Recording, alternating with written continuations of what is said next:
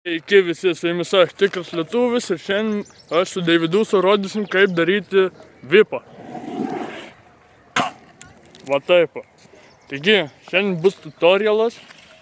Ir mes išmokysim jūs daryti vipą. Jo, tobulai. Visų pirma, jums reikia išmokti bunny hopą.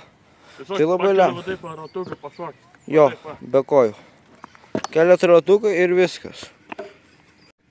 Ir dabar jūs turite išmokti sukti. Tai va, jūs turite, kai padarėt bunny hopą, jūsų tolimesnė koja turit su dešinėje. O taip išsukat, o su kitą gaudat ir traukiat koją. Ir taip darykit kokius, nežinau, Nu, kol 10 pavyks.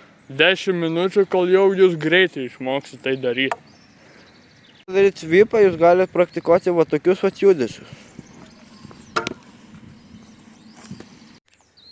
Ir kai jūs visą tai išmoksit, jūs galėsite daryti va tokius vipus.